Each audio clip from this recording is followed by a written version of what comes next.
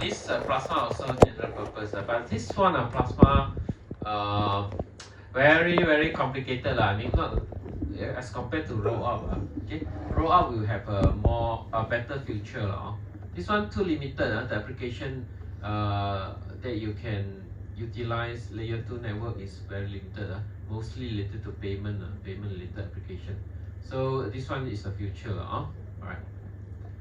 Alright, so you can see what I want to highlight here is our strategy. What we want to achieve is very simple, right? To increase the scalability, right?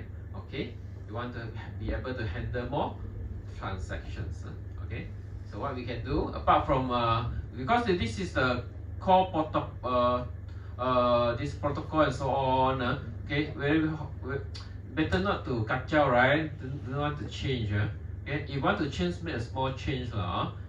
So if this one is not good, then we go for other approaches. Like this one, we have a side chains to let the this transaction happen here, or we have this layer 2 for transaction to happen here.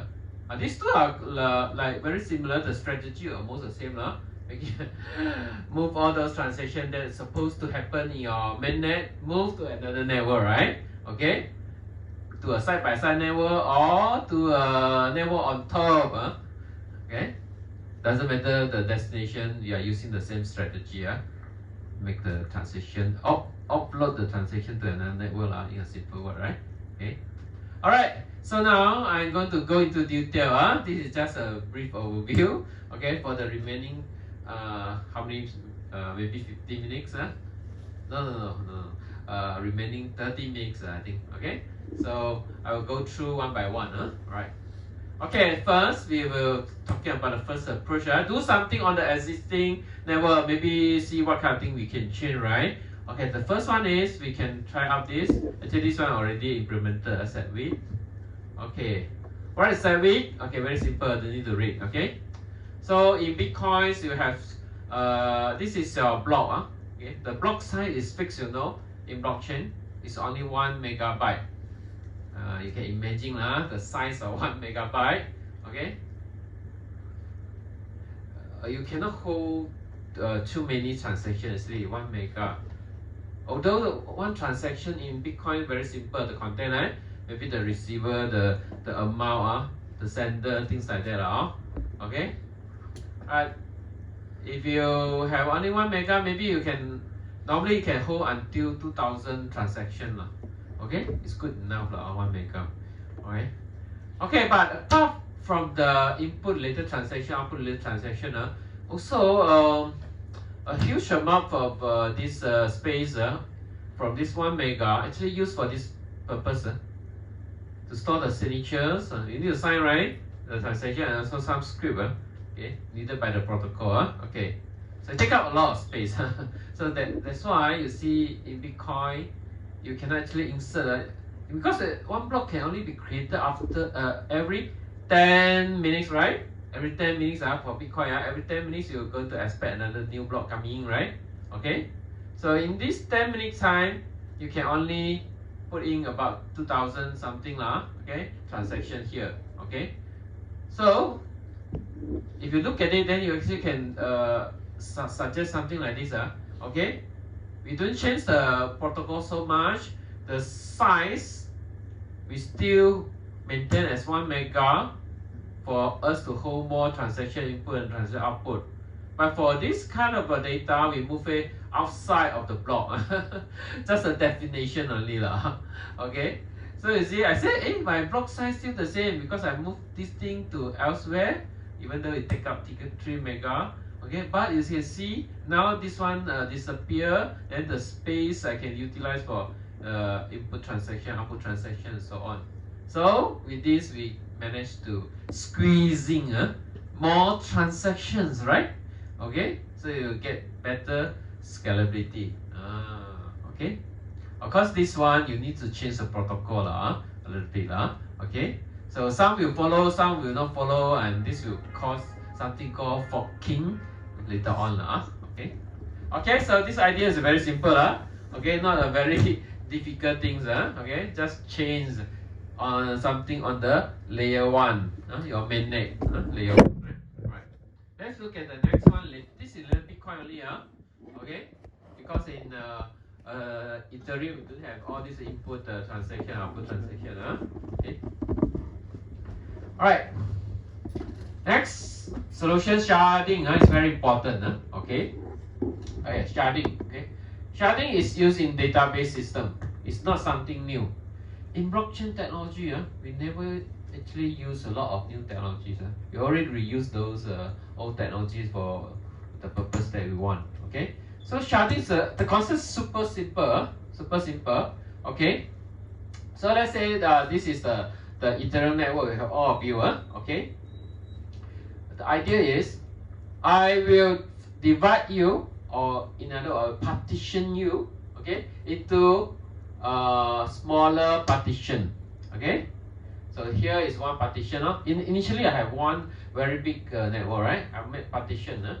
I break all of you into smaller chunks. Okay, here I say the partition 1. Here partition 2, and here partition 3. Okay. So here, I made a rule say that, hey, you all guys in here, in this partition, you just take care about the transaction from where, and so on, right? The rest you don't touch. You don't need to process. You just handle the transaction assigned to you. So here also the same. This partition also, hey, A1, okay, you receive a lot of transaction, but you only will handle those partitions that are assigned to you. Okay, and here also the same. If I make this kind of rule, what happened? We need to say now you have more time, you have less transactions to handle. Correct? All of you know, every node actually in the if you don't have sharding, right, you need to handle all the transactions that go to you, right, broadcasted to you, right, in the process. Now I do sharding, I divide you into partitions, then you only need to handle a smaller set of transaction, right? Then you can handle more, because I don't handle all, then I can handle more. When you can handle more, that means the scalability will increase. Correct or not? The idea is very simple. Okay, just spread into these smaller chunks. Okay, and then we can allow more transaction to be processed in parallel. You handle your transaction. Here this group handle your transaction, and this partition here also handle your transaction. Okay, so we can, okay, at the end result, we can handle more, right? Okay, then we are more scalable. Okay, sharding, split data set between nodes. Information would then be shared with others nodes in the network. Later we will combine the one you have processed. Okay. Okay, so this is the idea. Sharding. Okay, now we move to the second approach. This is second approach. Okay, by having a side chain. Okay, so this side chain, okay, running side by side with the main chain. Okay, and for the security of the transaction, you have your own way, a mechanism to secure the this transaction. Okay, maybe you want to introduce a new consensus protocol here, it's fine. Okay, and you do captcha, you will disrupt my existing one. I also have a two-way peg, okay, as a bridge here to allow the transfer of digital assets, currency, and so on. To this from here to here, or from here to here. Okay, if I don't have this, then they are totally unrelated, right? Okay, so you must have a bridge to do so. Okay. Okay, this kind of sidechain is actually very good when you want to introduce a new blockchain network. Okay, you want to get a new one, you want to do some testing and so on. Okay, then you can use this okay, for your testing. Okay, before you for example, you want to change something like implementing a big change, right? A big change to the main one, something new the protocol also new. Then you can use this kind of sidechain to do the testing. If it work properly, all verified, tested, then you can throw away this one. Everything you can move here. Okay, so sidechain is a very good kind of network for you to actually to test up your new idea, new network. Okay, So it will not affect the existing production network, the layer 1 network over here. Okay, so this is sidechain. Okay, layer 2 solutions. As I mentioned just now, we had 3 types, right? State channels, roll out, plasma, and so on. We focus on the discussion of this one, okay? Roll out, okay? Because most of them actually very close. The way they are doing very similar. Basically, you need to deposit some money into a contract. For example, a roll up contract. There will be a contract, okay, that you can deposit money. Okay, if you want to enter this layer 2 network, you need to deposit money, remember, okay, deposit money, okay, then only you can do transaction inside layer 2, okay. I will just skip this two I'll focus on this roll up, okay. You can read the rest on your own. Okay, so I jump to this roll up, and yeah, I highlighted here before I forget. So for layer 2 scaling solution is different from sidechain. This is the main difference between sidechain and layer 2. Okay, the security needed for the transaction, okay, in layer 2 scaling solution like roll up, state channels, or plasma and so on, will depend on the main network, layer 1 network. Okay, later I'll explain more. But for the sidechain that we discussed just now, no, the security of transaction here, okay, does not depend on the security mechanism provided by the mainnet, okay, by the main chain, okay. So it's totally different. So that's why you can introduce whatever security mechanism that you want for your sidechain. Okay, it doesn't depend on the security of this main network, right? But this layer 2 is different. It depends. You make use of the existing security mechanism there to make sure no fraudulent transaction happens in the second layer 2 network, right? Okay, the channels. This one you can read on your own. Okay, where's the rollout? I want to focus on this part only. Okay, and this is a promising one, so that's why I want to introduce you. Okay, most likely this is a bad option in the future. Actually, the founder of Ethereum also okay, actually this predict this is maybe the right this layer 2 network for Ethereum. Okay, so why? Okay, let's take a look. Okay, let's understand the concept of roll up. Okay, basically very simple. First, okay, you need to deposit money into a roll up contract inside the main network. Okay, there's a contract. Okay, there. If you want to participate in layer 2, you need to deposit money. Okay, then later on you can use this layer 2 network. Okay, then you can do whatever transaction there Okay, so the transaction there, it will not be committed back to the mainnet. Okay, sometimes we do need to actually go and commit the transaction to mainnet frequently. Let's say you just buy you buy a few times of coffee from a shop and so on. Okay, actually you can summarize it. Okay, maybe you buy 3 times. Then at the end of the day, you can just commit one single record back to the mainnet. Okay, so this will actually reduce the number of transactions happen in your mainnet, right? Because only one commitment back to the mainnet. Okay, but if you are doing this because you roll up a lot of transactions happening in layer 2, and then after that you commit only one summary, okay, back to the layer 1, then we will require you to provide proof of transaction, okay, or something called validity proof. Okay, you need to actually ensure that the summary that you made for all the transactions happening in layer 2 without any problem. There's no issue with the transaction happening on your layer 2. This is a challenging part. Okay, you give me a proof, you commit only one transaction back to me, back to the main network. I'm very happy, thank you. But can I trust the summary that you made, right? you need to prove to me all the transactions are valid. Okay, so in roll up there are two ways to do this. Okay, one is called optimistic roll out. Okay, what I need is a proof, right? You commit back all the summary, yes, no problem. Okay, but how to verify the transactions are valid, no problem. Okay, so you need to give me a fraud proof. Use fraud proof. Okay.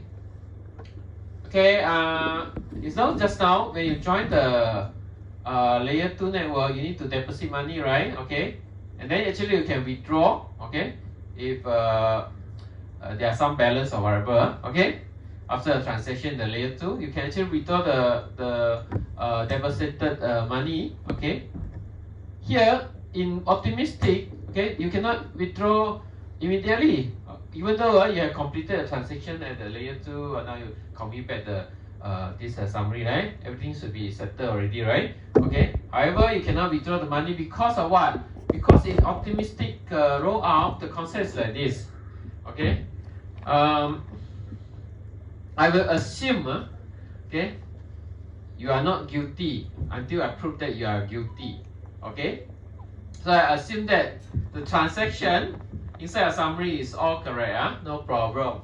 Okay, until someone go and find out there is a problem and so on. Okay, only I will say the transaction summaries got something wrong lah. So I need to actually allocate. In this case, I need to allocate some time for people up there to alert me. The transaction got problem.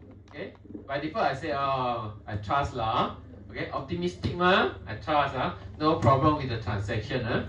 Okay, but later on I will let a lot of people to check. Okay, those nodes in the Ethereum network will take a look. That's why I say layer 2 will depend on the security of the layer 1, because those checking the transaction, okay, the proof provided actually are coming from the layer 1. So your security to make sure whether transactions are valid or not valid, okay, actually need to depends on layer 1. You see, layer 2 network depends on the security of layer 1. Okay, because of this process. Okay. Okay, so I will wait for some time. So you cannot take the money first. I assume no problem, right? I assume no problem, and I leave others to check. If someone tell me got problem, then when it really got problem, then you cannot withdraw your money lah. Okay, this is what happened. Okay, this one will take time, so no good. It take time. Okay, so we need to have a better way to do this validity checking. Okay, then so we have another type of roll out called ZK, zero knowledge roll up. Zero knowledge roll up. That means I don't need to know the transaction data, but I still can tell you whether the transactions got problem or without any problem. Wow, you don't even need to know the transaction data. There will be a way for you to do the validation. Right? It sounds amazing, right? But it's possible. Okay, I'm not going to dive into the zero knowledge. This one will involve a lot of this cryptography. Okay. Have I talked about this zero knowledge with you? I mentioned about zero knowledge before. I believe I give you one example before, right?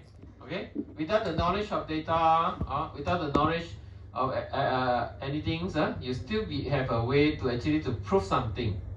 I think I mentioned one example for you. Okay, if you want to study this topic, it will take years. Okay, just use a very simple analogy. Alright, let's say I don't have the pen. Let's say I have a drawing here, everyone. Just imagine. There is I better draw. Okay, maybe I draw on this pen.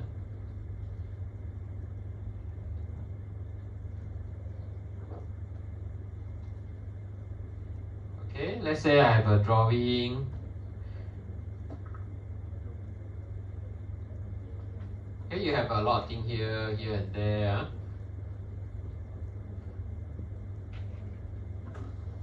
Okay.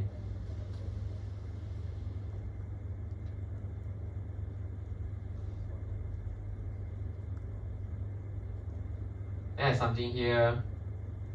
Here small a. Okay. Let's see, huh? Right, so in this case, very simple. You can identify the character A, right? Correct? Okay, you can find A, no problem. Everyone can find A. Okay. So, how do I know that you know the location of A on this drawing? Right. So normally, let's say our friend here. Okay. How can you let me know that you know A, where is A? How should you tell me? You say, I know where is A, I will trust you or not? Will not trust you, right? So what should you tell me so that I can believe you know where is A? What should you tell me? You don't know how to tell me, You point to me lah. Or not? Go and point to me, right? If you point to me, then I also will know the location, right? You go there and point to me, X is here, Y is here, right? Okay, I will know where is it. X is what, Y is what, the actual location. Because you point to me, the whole world also know, Okay, I also know. But now I don't want to know the actual location of A, but I know that you know, right? I know that you know without you telling me the actual answer or actual information, right? So what should I do? Just now, I want to verify whether transaction or summary is correct or not correct. If you don't tell me the transaction, how I know? Whether the transaction is okay or not okay, right? Same thing. This is zero knowledge. Zero knowledge means you don't need to tell me anything, but I can prove whatever you say is correct. Okay. You don't need to tell me your date of birth, but I still can know, okay, whether you over 21 years old or not. Okay. This is something called zero knowledge, which is very popular. This technique is used for those privacy preserving related this application when you want to protect privacy, use zero knowledge. But a lot of mathematics, a lot of cryptography inside, not easy for you to understand. Okay, so in this case, what I can do is, if I want to have a way to find out whether you know or not without you let me know the details, I'll do one thing, very simple one. I think I mentioned to you, I cannot remember. You take one piece of very big paper, blank one, right? One very big one, you cover everything, and then you just you cover this whole thing to cover a very big one. Sorry, you need to cover from here. Cover the whole drawing. Cover very big paper or cloth or whatever. They can cover this drawing and then make a small hole. Alright, and then you put the this drawing behind, right? And then you just align it ngam, then only you show A. Okay? Clear or not? You bring a big piece of paper, cover the whole thing, whole drawing. You drill a hole there, and then you only show me the A. Okay? So the rest are all covered, so I don't know where is A, right? I don't know where is A. But when I look at it, okay, you're done. Okay, I turn around. Oh, I see A. But I don't know where exactly is A, because the big, super big paper cover the small drawing, right? So I don't know where is A. I look at it, I know you know, because you can okay, show the A through the hole, right? That at the end, I also don't know anything. I didn't receive any additional information from you, right? Okay, I don't know, but I can be sure, right, that you know, right? Correct or not? Okay, so this is the beauty of zero knowledge proof. Okay, so in roll up also the same. They make use of the same concept. Of course, not like this lah. This is just an example to tell you the concept. Okay, so this is, they call it, it's a roll out. because you roll the transaction into one summary, right? Later they commit back the things to your main chain. But the thing is, we need to make sure the transactions are all valid one. Not no any malicious transactions or fraudulent transactions and so on inside. Okay. So I can use this technique, and if I using this technique, zero knowledge base rollout, then it's not like here anymore, because you can do the validations very quickly. You can know the result already if you are using this technique. Of course, there's a lot of mathematics, cryptographic calculation, okay, involve this one you cannot understand. One I also cannot understand. Okay, but there is a way to do it. So to get the validation done, this is very fast. You don't need to wait for a long time for you to get back your money that you have deposited when you use a layer 2 network. Okay, so this is a more promising amongst all the rollout here. This is the one which is more promising. Okay, so these are the example of layer 2 network rollout later. Layer 2 node StarNet okay, zkSync and so on. Okay. You can use it for your these transactions which is very frequent and so on, where you don't want to commit right to the minute every time right to the minute. You can consider to just summarize it, only commit one. You save a lot of money also, right? Okay, comparing to committing every hours or every minutes and so on. Okay. This one will cost a lot. If you using the layer 2, can have all the transaction done over there, and then at the end of the day, you just committing one summary. Okay, just post okay, transaction data or proof of transaction. Basically, this is a summary back to the Ethereum. Okay, so this is for Ethereum network. It's a layer 2 scaling solution for Ethereum, not for Bitcoin. Okay, so with that, I hope you have a better understanding on various approaches that you can use to actually to solve the scalability issues. This is the third approach. Remember, in summary, it actually shifts the transaction that's supposed, if you don't have the layer 2, right? So all the transaction will be recorded will be happening in your layer 1, right? You have this layer 2 that allows you to do the transaction there. Okay, you just need to commit back the summary of the transaction. Then we'll actually reduce the number of transactions that need to be processed in your layer 1. In this way, it helps to increase the scalability of your Ethereum main network. Okay, must understand the strategy behind. So we had 3 strategies. This one, right? This is the one I'm talking about, the 3 strategy. See here. The first one, like this. You do something, see what everything you can do on the existing layer 1. Maybe some changes. Okay, do sharding, or for Bitcoin you can. This one already implemented. Okay, you can increase the block size to allow more transaction to fixing. Okay. This one you do partitions. This one you're not shifting somewhere. The transaction still happen the mainnet. Instead, correct not? Okay, sharding, right? I just do the partition on the layer 1. Okay, the transaction still happen. Just that not all the node need to process all the transaction. You are in this partition. You just focus on those transactions assigned to you. Okay, the rest you don't touch. You have more capacity, so you can handle more okay, new transaction, right? That means the whole network, of course, the scalability will increase. Correct not? Okay, because all happening to layer 1.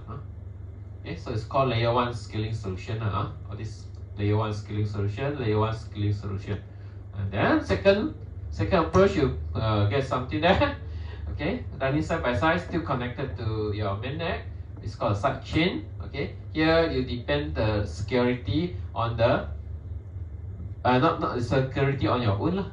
However, new security mechanism you want to implement here.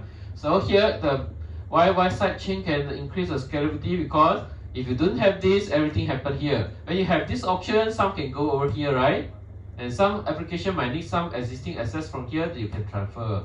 You still can use in your applications. But a lot of transaction happening here already, right? 2 places better than 1 place, alright? This school concentrated, right? Alright. So this is also will increase the scalability. Okay?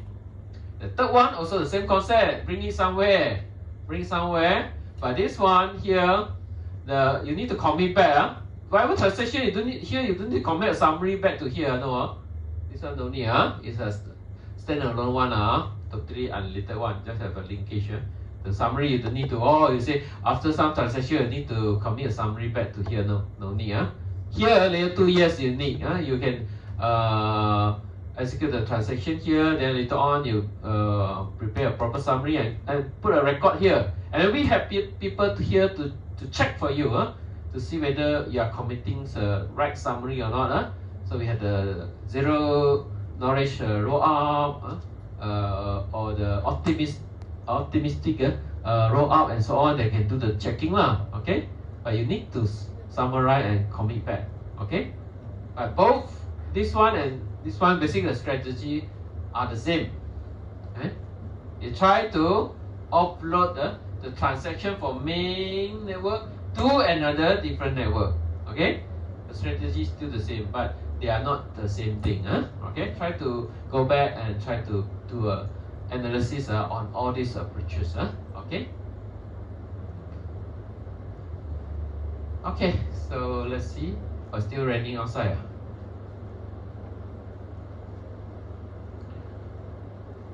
It's raining outside. You want to go back earlier, or you will stay back longer? Want to stay back longer because of raining outside? Or you want to go back because of raining outside? Okay, maybe it's I think the things that I want to cover because I promised to you I only will talk about scalability to let you really understand this issue and how we can solve this issue. Okay, using different approaches. Okay. For the rest we will discuss in details. All these things I think I will leave it to next week. Let me see what is the time. Okay, almost the time. Okay, so I open for questions before we end the class. Okay. Any question for anyone? So far so good? Okay, this is a very important chapter. Okay, please master this chapter properly. Okay, and then next week we will finish up the whole chapter. Yes? Tips I usually don't call it a tips. I will discuss focus area in our last lecture, week 14. Okay, focus area, so they can for your better preparation for your finals Focus area only it's not tips not equal okay. Alright. But I'm not going to repeat the lecture. This is not my style. Even though we do a revision, I not going to talk from the chapter 1 until the last chapter now. Usually, I will use Kahoot to do the revisions. Okay. However, you know Kahoot now no longer free. It only free version can only support 20 participants. So I don't want to use that. I think more than 20 of you will be coming usually for the final lecture. So I'm doing my best to convert to quiz all the existing questions in my Kahoot. I'm going to convert, but it take a lot of my time actually. Hopefully, quiz allow more than around 100 students to join. Anyone aware whether there is any limitation on the number of participants if I'm using a free version of quiz? No? Should be. I don't know. I'll try out. I'll try to find out. I'll give you the pin code, then later on some of you can join. Okay? I want all of you to join actually for the quiz. Okay? So I will give you questions, you'll try to answer, and we'll discuss. So we'll spend about 2 hours for the revisions. Okay? Don't worry just now you asked me tips, right? Actually, if you refer to a few copy of your past year Usually very similar one lah. Okay, those areas are there. Okay, definitely if you do a few puzzle question, a few set of puzzle questions, no problem. Okay, I cannot guarantee you score lah, but I can guarantee you pass lah. Okay, to score it depends on how interested you are in this topic. Okay, don't worry.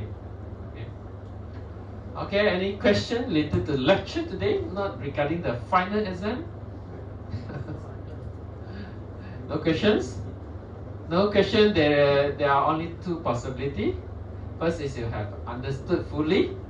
Second possibility is you got nothing. I hope is the first one. Right? Okay lah. So because there's a revision class, I don't want to make it too late. Okay, so I think if you don't have any question, if you want to leave now, please go ahead. You want to stay back for a while, I allowed you to do so for maybe 10 minutes only because I need to lock the door. Okay, Alright, okay, thank you everyone. So I will see you again very soon, this Thursday. Okay. Thank you. And one favor from all of you, don't just share something with your friend like just now what you did. Okay, I also encourage them to come for the second last lecture and also the